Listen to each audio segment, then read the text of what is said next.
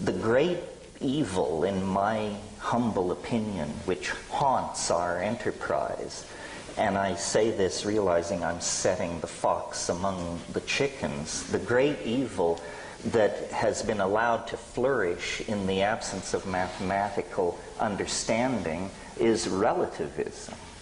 And what is relativism? It's the idea that there is no distinction between shit and shinola. That all ideas are somehow operating on equal footing. So one person is a chaos theorist, another is a follower of the revelations of this or that New Age guru. Someone else is channeling information from the Pleiades. And we have been taught that political correctness demands that we treat all these things with equal weight. Because we have no mathematical ability, no logical ability, we don't know how to ask the questions that expose some positions as preposterous, trivial, insulting to the intelligence, and unworthy of repetition. So we all are very comfortable bashing science and flailing away at that, but that isn't our enemy. Science is capable of undertaking its own reformation and critique and has been engaged in that fairly vigorously for some time. The enemy that will really subvert the enterprise of building a world based on clarity is the belief that we cannot point out the pernicious forms of idiocy that flourish in our own community.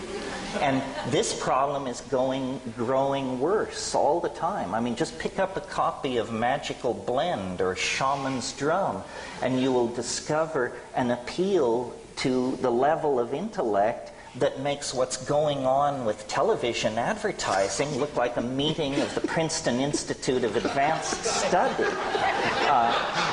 We have tolerated too many loose heads in our community. We are not willing to take on the karma involved in argument and discourse that actually gores somebody's ox. So that at the end of the day, iridology or Mormonism or some other form of institutionally supported foolishness lies in shreds on the floor. We consider this politically incorrect. I can feel the tension in this room because people sense I might gore their particular ox. If we had learned mathematical logic or reason or rules of evidence, when someone approaches us excited to inform us that the ruins of Lemuria have been spotted in the deep sea off Big Sur or something like that, we would be able to respond to that with the contempt it deserves. I had a conversation about this recently with someone who, if I had to describe their job category, I would describe them as mafiosa. And I said, what do you think of the abduction phenomenon? And without hesitation, this person said, there are just so many foolish people in the world. And to me, all of these things are intelligence tests. And the people who pass the intelligence test are not worrying about pro bono proctologists from other star systems showing unannounced in their bedrooms. So, you know, we have perfected politeness.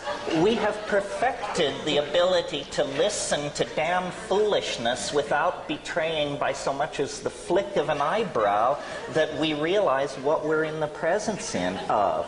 Now I think it's time to refine our mathematical skills, learn to think straight, and not be afraid to denounce the pernicious forms of foolishness which are vitiating the energies of our community and making us appear marginal and absurd in the discourse about truly transforming society.